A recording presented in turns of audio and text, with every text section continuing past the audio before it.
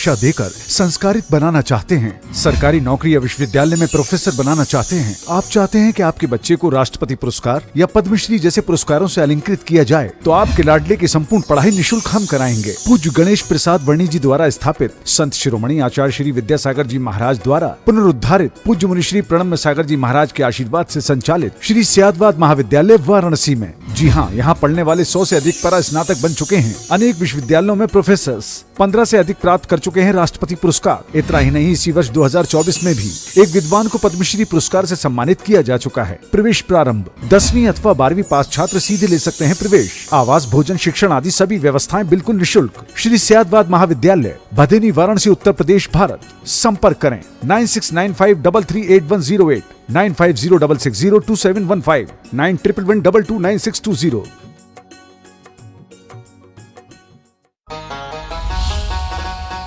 इस कार्यक्रम के पुण्यार्जक थे प्रणम्य वाणी देवदूत। प्रणम्य गुरु की वाणी पहुँचे घर घर, सम्यक ज्ञान प्रभावना होवे घर घर। सभी प्रणम्य वाणी देवदूत के पुण्य की बहुत बहुत अनुमोदना। अधिक जानकारी के लिए संपर्क करें। गुरु चरणों में समर्पित गुरु भक्त परिवार, USA।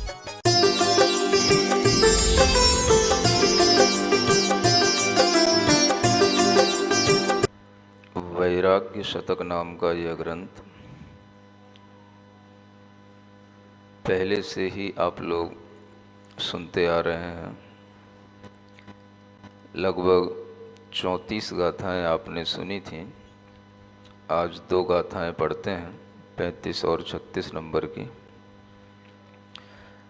जहगे हम्मि पलित्ते कूवम खड़े उमड़ न सक्कये कोई,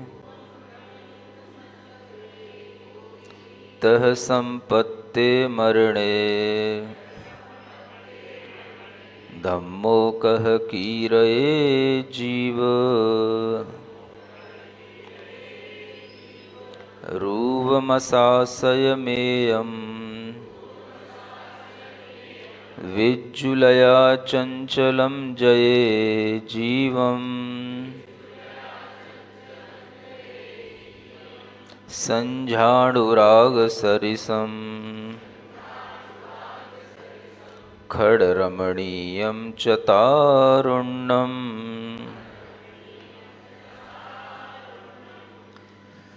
कहते हैं जह गेहम्मी पलित्ते।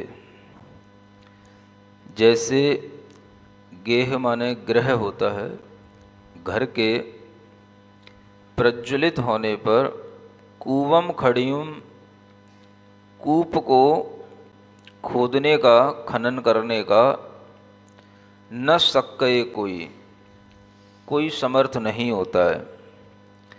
तह संपत्ते मरणे, उसी तरह से मरण प्राप्त हो जाने पर धम्मो कह कीरये जीव, हे जीव तुम धर्म फिर कैसे कर पाओगे।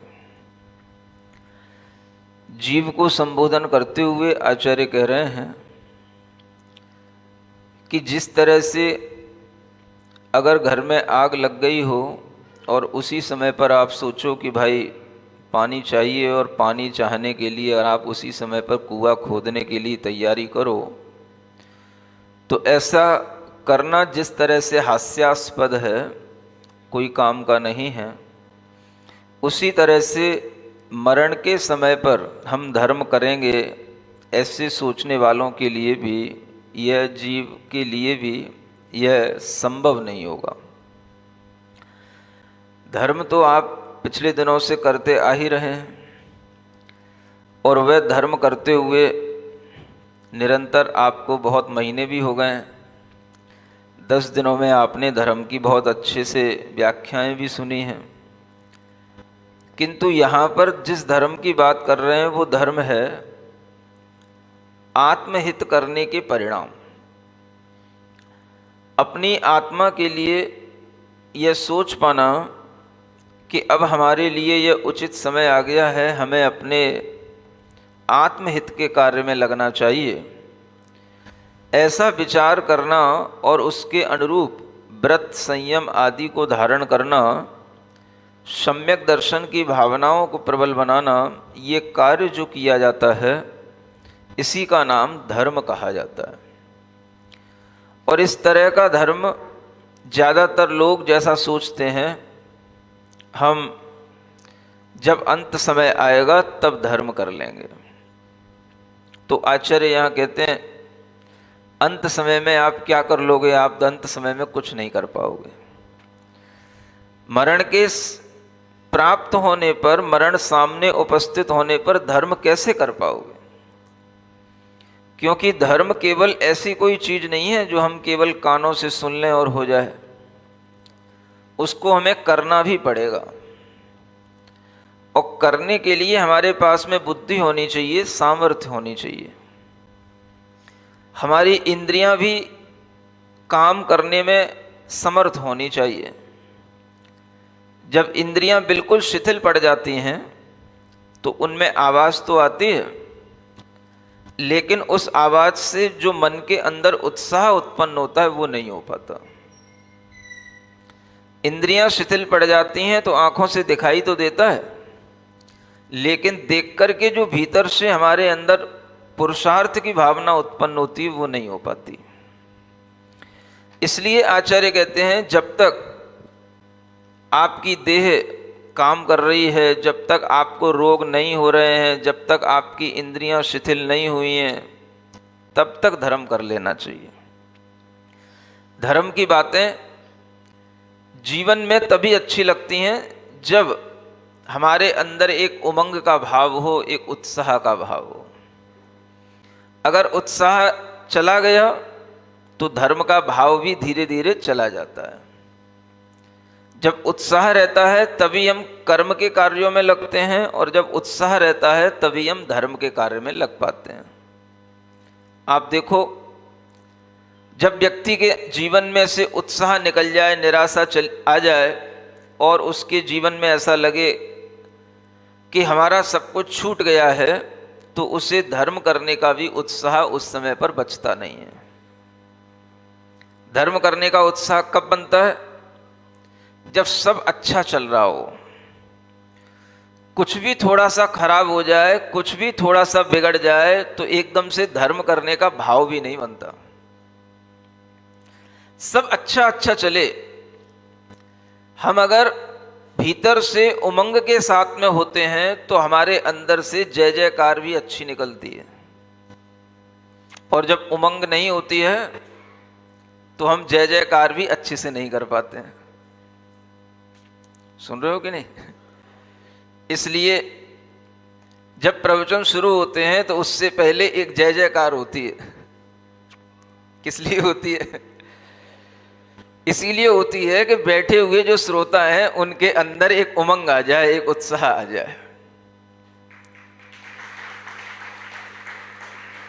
अगर उस समय पर वह जय जयकार करते हुए आपके मुंह से आवाज ना निकले तो वक्ता को समझ में आने लग जाता है लोगों में उत्साह है नहीं है। अब नहीं है तो क्या करें? वक्ता को प्रवचन तो करना ही है, और प्रवचन करते हुए फिर वक्ता के लिए वही एक चीज हो जाती है कि अब इनमें उत्साह नहीं है तो उत्साह भरना है। तो वह उत्साह को अभिव्यक्त करने की एक प्रक्रिया है। जब आप बोलते हैं तीर्थंकरों की जय बोलते हैं तो ये जय बोलना भी एक अंतरंग के उत्साह को बताता है। आप में उत्साह होता है तो वह जयकार की आवाज अच्छी आती है। जब किसी व्यक्ति के लिए वो आवाज कम दिखाई देती है तो वो आपसे कहता है अभी आवाज पहुंची नहीं है डोंगरगढ़ तक। तो फिर आपके अंदर एक और उत्साह आता है, तो फिर आप उस आवाज को और ज्यादा से निकालते हो, और वो निकलती है। यानी आपने भीतर से भाव किया उत्साह के साथ में तो आवाज बाहर अपने आप आती है। वैसे देखते रहो, बैठे रहो तो ऐसा लगता है जैसे बिल्कुल मुंह में से आवाज निकल ही नहीं रही है, बिल्कुल मरियल से बैठे हैं। लेकिन जब आप में उत्साह भरा जाता है तब आपके लिए भी आवाज निकलने लग जाती है, तो आपको फिर सुनने का एक मन बन जाता है। जितने भी मन में अवरोध पैदा होते हैं वो सब छूट जाते हैं, हट जाते हैं।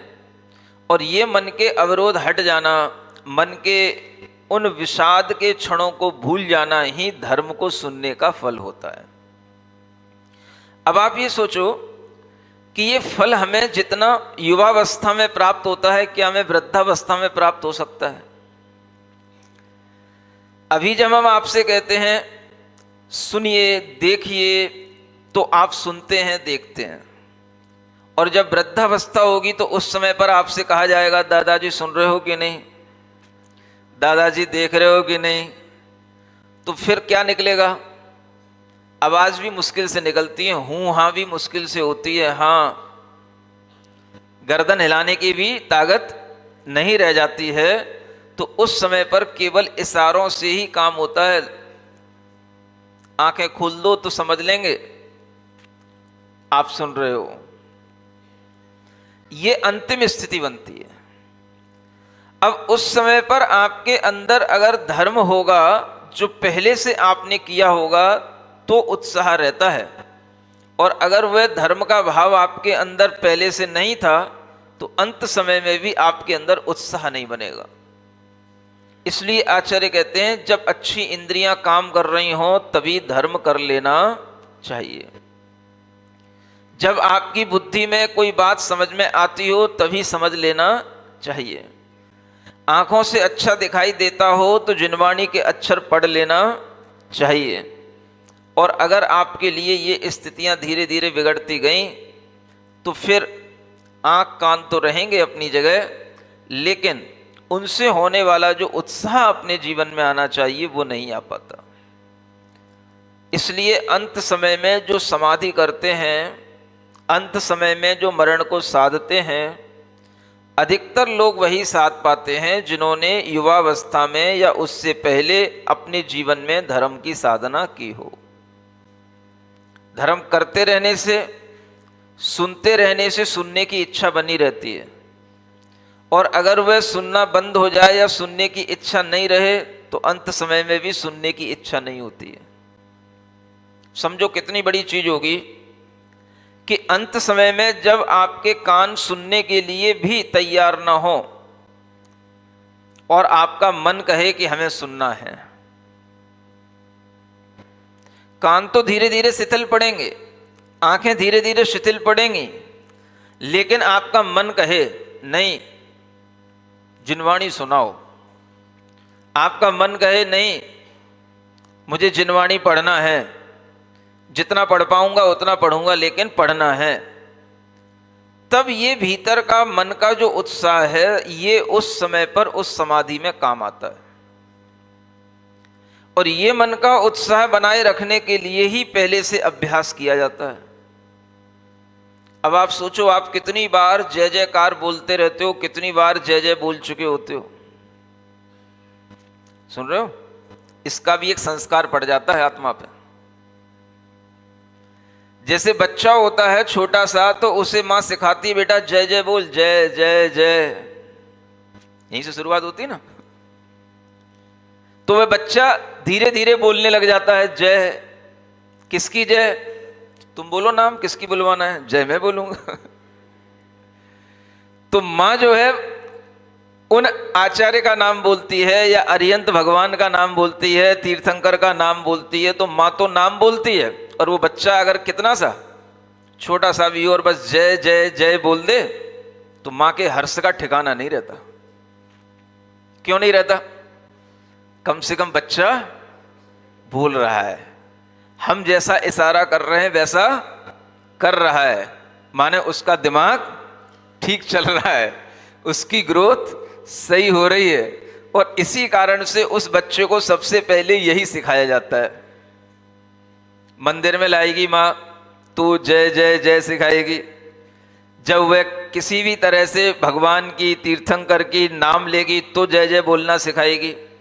ये जय जय बोलते बोलते बोलते बोलते जब वो बड़ा हो जाता है तब फिर जब मंदिर आता है तो अपने आप जय जय जय निश्चयी निश्चयी निश्चयी यहीं से शुरू होता है ना। तब भी जय जय जय बोलते हैं। मतलब कि आपको बचपन से जय जय सिखाया जाता है। बड़े हो गए तब भी आपको जय जय करना सिखाया जा रहा है, और फिर जब आप और बड़े हो जाते हैं तब भी आपके लिए सिखाया जाता है अभी भी जय जय बोलो, जय जयकार करो। महाराज की सभा में हो, महाराज के आगे पीछे हो तो क्या करो, तब भी जय जयकार करो। समझ आ रहा है? और ऐसे करते करते जब अंत समय आ जाए तब भी मुंह से जय जयकार करते हुए ही इस शरीर से प्राण निकलें, इस शरीर से प्राण छूटें, तो समझ लेना वो जय जयकार हो गई। समझ आ रहा है? जीवन के इन चारों पड़ाव में हमें जय जय जय ही सिखाया जाता है। बचपन में जय की, बड़े हुए तब हमने मंदिर में आकर के जय जय की, फिर जब हम और समझदार हुए प्रवचन सुनने लगे तब भी हमने जय जय की, और जय जय करते करते जब हमारे अंत समय का समय आया तब भी हमने जय जय की। अब ये जीवन भर की जय अंत समय में मुंह से निकल जाए, ये सबसे महत्वपूर्ण बात है। अभी तो आपसे बोल देते हैं भाई बोलो, तो आप बोलने लग जाते हो, और कह देते हैं और तेजी से बोलो तो आप और तेजी से बोल लेते हो। लेकिन जब जीवन की अंतिम स्थिति में हम हों, उस समय पर हम जब पड़े हुए हों और उस समय पर कोई कहे आचार्य विद्यासागर जी महाराज की, तो ऐसी आवाज आ जाए उस समय पर जय, तो फिर कुछ बात बने। ये जो जय का संस्कार है ये भी आपके लिए उस समय पर काम आने वाला संस्कार है, और ये जय उस समय पर भी आपके अंदर क्या पैदा करेगा, उत्साह पैदा करेगा। माने जय बोलने से गला खुल जाता है, हृदय बिल्कुल जो है निराशा में डला हुआ हो वो ऊपर आ जाता है, और जय बोलने से हमारे अंदर के जब उत्साह बनते हैं तो दिमाग भी जो है नकारात्मक होता है तो सकारात्मक हो जाता है। आ रहा है समझ में? हाँ, ये जय शब्द में क्षमता है। इसलिए हर समय पर आपके लिए कोई भी धार्मिक क्रिया होती है, कर्म होता है, तो उसमें आपको जयकार बुलाना सिखाया जाता है। कोई भी जुलूस होता है, मंदिर में आगमन होता है, मंदिर में भगवान की पूजन आदि कार्य होते हैं, हम हर कार्य को जय से शुरू करते हैं। जय जय जय माने जय हो। किसकी जय हो? बताओ किसकी जय हो? बोलते तो हो आप भगवान की जय हो, लेकिन भगवान की तो जय हो चुकी। जय माने विजय, जय माने जीत लेना। तो भगवान तो जीत चुके जो उन्हें जीतना था। भगवान ने तो इस संसार के सभी पदार्थों को जीत लिया, संसार को जीत लिया, अपनी कसायों को जीत लिया, कर्मों को जीत लिया, तो उनकी तो जय जय हुई गई। अब आप क्यों कहते हो भगवान जय हो जय हो जय हो? अब क्या हो, जय जय तो हो चुकी है। अब समझ में आ रहा है? जब हमने भगवान से कहा जय हो तो भगवान की तो जय हो चुकी है, लेकिन ऐसा कहने से भी क्या होता है, हमारे भी कर्मों की जय होती है, और हमें भी उसी तरह से विजय प्राप्त करना है। यह रिफ्लेक्ट होकर के हमारे दिमाग में आ जाता है। आप समझो ये कितनी बड़ी अच्छी प्रक्रिया है। इस तरह की जो ये जय जय जय की शब्दावली है, ये अनेक समयों पर की जाती है। मंदिर में प्रवेश करते से ही क्या बोलते हैं, मंदिर की देहरी पर खड़े होकर के जय जय जय, घंटा नाद हो तो जय जय जय। मंदिर में जब तक भगवान की वेदी तक ना पहुंच जाए तब तक जय जय जय। आप सोचो, ये केवल 2 अक्षर हैं जय जय जय, और ये 2 अक्षर जय बोलने से आपके अंदर क्या आ जाता है, एक उत्साह आ जाता है। आपको पता नहीं होता, ये उत्साह आपके संस्कारों में बनता चला जाता है। और यही उत्साह इसलिए होता है, हम धर्म की कोई भी क्रिया करते हैं तो वो अपने संस्कार बनाने के लिए करते हैं। ये संस्कार बन जाए कि जय जयकार करते रहने से अंत समय तक हमें क्या करना है? जीतना है, जय करना है। किसको? अपने दुर्विचारों को, अपने दुर्भावों को, अपना मन जो खराब हो जाए उसको कौन जिताएगा, कौन संभालेगा? तो इस तरह के भगवान के निमित्त से हम अपने परिणामों को सुधारते रहते हैं। भगवान के समक्ष आपका मन अगर कभी कभी खराब भी हो जाए, नहीं लगे भगवान की पूजा में, तो भी आपके लिए कुछ ऐसे शब्द होते हैं जिनका उपयोग करने से आपके मन में वापस वो उत्साह आ जाता है। आप पूरी पूजा पढ़ लो, आपके अंदर मान लो उत्साह ना आए, लेकिन मैं आपसे कह रहा हूं एक बार जयकारा लगा लो ढंग से, और अगर आपके आसपास कोई हो तो उससे भी कह दो भैया तू भी लगा ले मेरे साथ, तो सबका दिमाग सही हो जाए।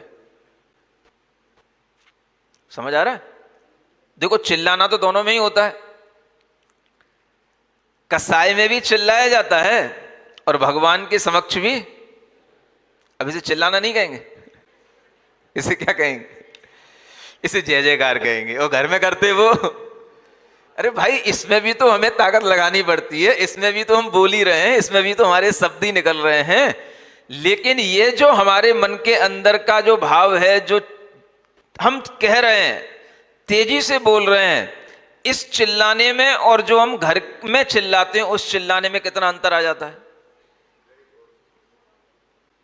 घर में जब चिल्लाते हैं तो कसाई पैदा होती है, घर में जब चिल्लाते हैं तो ऐसा लगता है कि हमारे भीतर के परिणाम बहुत क्रोधित हो गए हैं, हम बहुत ज्यादा आवेश में आ गए हैं, हमने अपना आपा खो दिया है, मन खराब हो जाता है। और वही चिल्लाना जब हम मंदिर में करते हैं तो जय जय जय जय करते हैं तो उससे परिणाम अच्छे बन जाते हैं। ऐसा लगता है जैसे हम अपने में आ रहे हैं, ऐसा लगता है जैसे भीतर से कोई अच्छी एनर्जी हमें मिल रही है। हमारे अंदर कोई भी मन खराब भी होगा तो मन अच्छा होने लग जाता है। तो आप कभी इन चीजों को महसूस क्यों नहीं कर पाते कि ऐसी कौन सी चीजें होती हैं जो हमारे दिन भर के क्रियाकलाप में होती हैं और उनमें से कौन सी चीजें हमारे दिमाग में एक अच्छे वाइब्रेशन पैदा करती हैं? तो ये जय जयकार भी अपने आप में एक बहुत अच्छे शब्द हैं, पवित्र शब्द हैं। और ये शब्द कहां से निकले? तो ये शब्द भगवान के नाम स्मरण करने से निकले। भगवान ने जय प्राप्त कर ली और उन्हीं भगवान का नाम स्मरण जब हम करते हैं, उनके लिए याद करते हैं, तो वह जय जो है वो हमारे अंदर भगवान की जय करने से हमारे कर्मों की जय होने लग जाती है। उत्साह हमारे अंदर पैदा होने लग जाता है और फिर यही उत्साह हमें आगे जो हम क्रिया करने वाले हैं उस क्रिया में हमारे भावों को बना देता है। आपको ये बताना चाह रहा हूं, जब भी कभी आप ये चाहते हैं कि हमें उस क्रिया से विशुद्धि प्राप्त हो, तो क्रिया से आपको विशुद्धि बाद में प्राप्त होगी। पहले उस क्रिया के करने से पहले आपके पास में जो कोई भी और दूसरे कार्य होते हैं, उन कार्यों में पहले विशुद्धि प्राप्त करो। क्रिया को करने से पहले आप जो कुछ भी पढ़ते हैं, बोलते हैं, चलते हैं, उसमें पहले आपका मन एकाग्र होना चाहिए, तब जाकर के उस अंत में की जाने वाली क्रिया में आपका विशुद्धि का परिणाम आएगा। माने कि अगर आप मंदिर आ रहे हैं तो मंदिर आने के लिए आपके कपड़े अच्छे होने चाहिए। अच्छे होने का मतलब साफ सुथरे भी होने चाहिए, फटे फटाए नहीं होने चाहिए, और वो पवित्र भी होने चाहिए, जिसे हम 16 शुद्धि कहते हैं, उस तरह के भी होने चाहिए। वो कपड़े नहीं होने चाहिए कि हम जिन कपड़ों से बिस्तरों पर पड़े पड़े सोते रहते हैं वही कपड़े पहन करके हम मंदिर में आ गए। रात में जो हमने नाइट सूट पहना था वही सूट पहन करके हम मंदिर आ गए। क्या होगा? आपकी रात भर की जो वह शरीर में सोते समय पर बहुत विषाक्त द्रव्य बाहर निकलते हैं, सोने पर शरीर के अंदर जो बने हुए कीटाणु होते हैं, शरीर के अंदर का जो मैल होता है, शरीर के अंदर का जितना भी नेगेटिव टॉक्सिक मैटर होता है वो बाहर निकलता है सोने पर। अब वो सब निकला, कहां छिप गया? वो कपड़ों में। वो सब कहां लग गया? कपड़ों में। माने जैसे हम कहें वृक्ष रात्रि में ऑक्सीजन छोड़ते हैं, ऐसे ही अपना शरीर रात्रि में क्या छोड़ता है? ऑक्सीजन। वो कार्बन डाइऑक्साइड छोड़ता है। माने जो विषाक्त गैसेज हैं वो निकलती हैं। इसलिए हमें रात्रि में सोते समय ऑक्सीजन की आवश्यकता पड़ती है। तो ऐसी जगह पर सोना जहां पर ऑक्सीजन मिलती रहती हो, ऑक्सीजन की कमी ना पड़े। तो ऑक्सीजन लेने के लिए तो हम अपनी तैयारी कर ली, लेकिन जो हमारे शरीर से विषाक्त द्रव्य निकले, गैसें निकली, कार्बन डाइऑक्साइड जैसे टॉक्सिक मैटर निकले, तो अब उसको हमने कैसे साफ किया? वो सब हमारे कपड़ों में लग गए और उन्हीं कपड़ों को पहन करके हम मंदिर में आ गए। समझ आ रहा है? अब आप मंदिर में आए, एक गलती तो आपने ये की कि आप अपने साथ में अच्छा द्रव्य लेकर के नहीं आए। द्रव्य माने ये कपड़े भी द्रव्य हैं, चावल का ही नाम द्रव्य नहीं होता। ये जो कपड़े पहन करके आ रहे हो, ये कपड़े आपके पूर्णतया अशुद्ध हैं। मंदिर का वातावरण पवित्र है, मंदिर में बिल्कुल पॉजिटिव एनर्जी है, लेकिन आप गंदे कपड़े पहन करके आए। माने आपने जो है मंदिर में प्रवेश किया तो आपने मंदिर में भी उस समय पर उन कपड़ों की नकारात्मकता ऊर्जा को वहां पर फैला दिया। समझ आया? एक गलती ये हुई। दूसरी गलती क्या की? जब हम रास्ते में चलते हुए आए तो चलते हुए हमने ध्यान नहीं दिया कि हम कहां पैर रख रहे हैं, कहां पर हमें पैर नहीं रखना चाहिए, कहां रखना चाहिए, हम कुछ भी नहीं देख रहे हैं। आया समझ में? तो हमने क्या किया? हम चाहे चप्पल पहनकर आए हों, चाहे जूते पहनकर आए हों, चाहे मोजा पहनकर आए हों, या खाली पैर भी आए हों, अगर आप जूते चप्पल पहन करके आए तो आपको यह ख्याल रखना है कि जूते चप्पल तो उतारना ही है, यहां तक कि जो हम मोजे पहनते हैं उनको भी उतारना ही है। लेकिन उतने उतारने मात्र से पैर आपके शुद्ध हो गए? ये भी नहीं हुआ और आप मंदिर में प्रवेश कर गए, यानी आपने क्षेत्र की भी अशुद्धि कर दी। समझ आ रहा है? द्रव्य भी अशुद्ध कर दिया आपने, क्षेत्र भी आपने अशुद्ध कर दिया। अब आपके लिए कोई ऐसा समय चल रहा है जिस समय पर आपके लिए मंदिर आना वर्जित है, या आप ऐसे समय पर मंदिर आते हैं जिस समय पर मंदिर में आना मना होता है। आपके घर परिवार में कोई सूतक पातक का काल चल रहा हो, उस समय पर आप मंदिर आते हैं। आप कहीं पर किसी की अर्थी में गए, किसी के मरण के पास से लौट करके आ रहे हैं, आपके लिए वह समय अच्छा नहीं है और ऐसे समय पर आप मंदिर आए, ये क्या हो गया? ये आपके काल की भी अशुद्धि चल रही है, समय भी आपका क्या कर रहा है? अशुद्ध है। अब जब ये तीनों चीजें अशुद्ध हैं तो अब आप सोचो कि हम भावों को शुद्ध कर लें, तो भाव शुद्ध नहीं हो सकते अब। इसलिए भावों की शुद्धि करने के लिए आपको ध्यान देना पड़ेगा कि द्रव्य शुद्धि भी हो, क्षेत्र शुद्धि भी हो और काल शुद्धि भी हो। द्रव्य शुद्धि के लिए जो वस्त्र आप पहन करके आ रहे हैं, उन वस्त्रों में हम बार बार टॉयलेट नहीं गए हों, वो वस्त्र हमारे अशुद्ध न हो, रात्रि के न हो, इन वस्त्रों को पहन करके जब आप मंदिर आएंगे तो उन वस्त्रों के माध्यम से भी वहां का द्रव्य अशुद्ध हो जाएगा। आप जिस चीज में हाथ लगाएंगे वो द्रव्य अशुद्ध हो जाएगा। अगर मान लो आपने वहां चावल भी चढ़ा दिए तो वो चावल भी वहां पर नकारात्मकता पैदा करेंगे।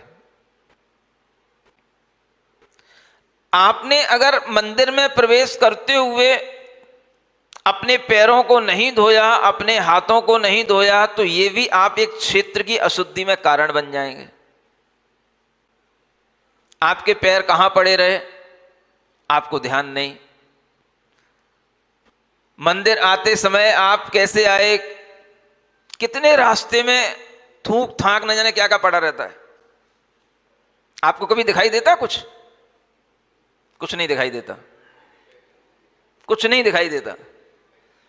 सब पे पैर रखते हुए खूनते हुए चले जाते हैं।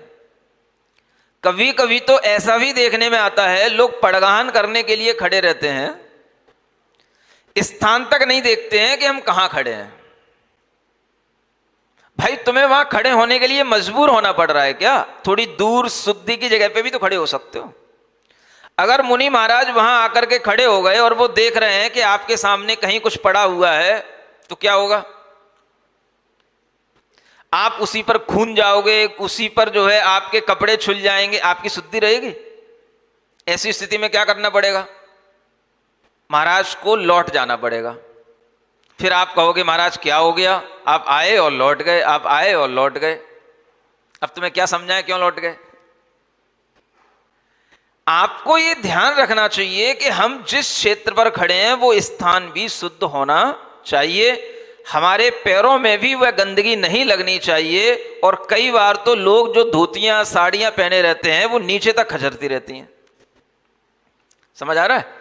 अब अगर वो नीचे पड़ी हुई कोई भी गंदगी उसमें लग गई तो वो आपका वस्त्र शुद्धि कहां रही, काया शुद्धि कहां रही? अब आप क्या बोल करके केवल काम चला लोगे? काया शुद्धि। समझ आ रहा है? जब किसी को पहली पहली बार नए नए वस्त्र पहना देने पड़ते तो उसे पता ही नहीं होता है, उसकी धोती नीचे खचर रही होती है। माताओं बहनों की तो बात ही मत करो। हमें ध्यान रखना पड़ता है कि हम जिस पवित्र क्रिया को करने जा रहे हैं वो क्रियाएं भाव शुद्धि के लिए हैं, और कोई भी वो क्रियाएं जो भाव शुद्धि के लिए हैं उससे पहले आपको द्रव्य, क्षेत्र और काल, इन तीनों शुद्धियों को भी करना पड़ेगा, तब आपकी भाव शुद्धि बनेगी। द्रव्य आपका शुद्ध हो गया, क्षेत्र शुद्ध हो गया, समय आपके लिए सही नहीं था वो भी अशुद्ध हो गया, तो आपके भावों में, परिणामों में अब शुद्धि नहीं आ पाएगी। फिर आप कहते हो हमने काम तो किया महाराज, भाव शुद्ध नहीं रहे। तो आप केवल भाव शुद्धि पर ध्यान दे रहे हो, बाकी द्रव्य, क्षेत्र और काल पर आपका कोई ध्यान नहीं है, तो वो कभी नहीं होगा। इसलिए बहुत अच्छी बात बताई जा रही है आपको। और ये एक प्रश्न किया था एक बच्चे ने अभी शिविर के समय पर कि हम भाव शुद्धि के लिए क्या करें। द्रव्य शुद्धि, क्षेत्र शुद्धि, काल शुद्धि तो कर लेते हैं, भाव शुद्धि के लिए क्या करें? तब भी उससे यही कहा था, लेकिन उस प्रश्न को तो 2 मिनट में, 5 मिनट में पूरा करना होता है। लेकिन जब कोई अच्छा प्रश्न होता है तो उसकी डिटेल करने के लिए फिर अपने आप समय मिलता है, तो यही समय मिलता है। हम हमेशा भाव शुद्धि की ओर जाते हैं। भाव शुद्धि के लिए कारण क्या है ये पहले तो समझो। अगर आप गंदे कपड़े पहनकर मंदिर में आए हैं, जो कपड़े मंदिर में पहनने योग्य नहीं है आप उन्हें पहन करके आए हैं, आपकी भाव शुद्धि बनेगी? मानो कि आप घर में कुछ भी पहने रहते हो, घर में कुछ भी आधा पैंट पहने रहोगे, आधे उगड़े हुए वस्त्र पहने रहोगे, मंदिर में आओगे तो वह वस्त्र ही आपके परिणाम शुद्ध नहीं होने देंगे, चाहे स्त्री हो चाहे पुरुष हो। द्रव्य शुद्धि भी आवश्यक है, क्षेत्र शुद्धि भी आवश्यक है, और वह क्षेत्र शुद्धि को बनाए रखने के लिए यह नियम होता है। आप अगर बाहर से भीतर प्रवेश कर रहे हैं मंदिर में, तो आप मंदिर की पवित्रता को बनाए रखें, और उसके लिए पैर धोकर के ही मंदिर में प्रवेश करें, हाथ धोकर के ही मंदिर में प्रवेश करें, क्योंकि सड़क की सब गंदगी पैरों में लगती है। अगर आप जूते चप्पल भी पहने हुए हैं तो उसमें भी पसीना आता है। अब आप कहोगे कि हम जूते चप्पल पहन करके आए थे, इसमें क्या गंदा हो गया? इसके पीछे भी आपको जानना पड़ेगा कि उसमें भी गंदापन आपके उस पसीने के कारण से आ जाता है। उसमें भी तरह तरह के धूली आदि, सड़क पर चलने वाले अनेक तरीके के वायरस होते हैं, वो सब आपके पैरों में चिपकते हैं। और अगर आप बहुत देर तक शूज सॉक्स पहने हुए हैं तो उसमें भी वह पसीना मरता रहता है। उन सब तरह के पैरों में पहनने वाले उन सब चीजों को उतार कर, पैर धोकर, हाथ धोकर जब आप मंदिर में प्रवेश करेंगे तो क्षेत्र की शुद्धि आपके लिए काम में आएगी। नहीं तो आप क्या करेंगे, जो शुद्ध है उसको भी अशुद्ध बना देंगे। जब क्षेत्र शुद्धि भी हो, काल शुद्धि भी हो, अच्छे समय पर हम मंदिर आए, मंदिर में आने का भी एक अच्छा समय होता है।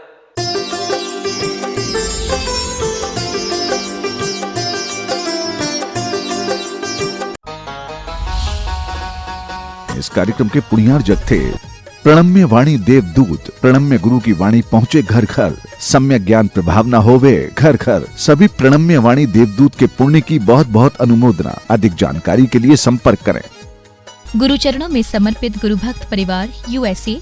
यदि आप भी अपने बच्चों को गुणवत्तापूर्ण शिक्षा देकर संस्कारित बनाना चाहते हैं, सरकारी नौकरी या विश्वविद्यालय में प्रोफेसर बनाना चाहते हैं, आप चाहते हैं कि आपके बच्चे को राष्ट्रपति पुरस्कार या पद्मश्री जैसे पुरस्कारों से अलंकृत किया जाए, तो आपके लाडले की संपूर्ण पढ़ाई निःशुल्क हम कराएंगे। पूज्य गणेश प्रसाद वर्णी जी द्वारा स्थापित संत शिरोमणि आचार्य श्री विद्यासागर जी महाराज द्वारा पुनरुद्धारित पूज्य मुनि श्री प्रणम्य सागर जी महाराज के आशीर्वाद से संचालित श्री सियादवाद महाविद्यालय वाराणसी में। जी हाँ, यहाँ पढ़ने वाले 100 से अधिक परा स्नातक बन चुके हैं। अनेक विश्वविद्यालयों में प्रोफेसर्स 15 से अधिक प्राप्त कर चुके हैं राष्ट्रपति पुरस्कार। इतना ही नहीं, इसी वर्ष 2024 में भी एक विद्वान को पद्मश्री पुरस्कार से सम्मानित किया जा चुका है। प्रवेश प्रारंभ 10वीं अथवा 12वीं पास छात्र सीधे ले सकते हैं प्रवेश। आवास, भोजन, शिक्षण आदि सभी व्यवस्थाएं बिल्कुल निःशुल्क। श्री सियादवाद महाविद्यालय, भदेनी, वाराणसी, उत्तर प्रदेश, भारत। संपर्क करें 9695338108, 9506602715, 9111229620।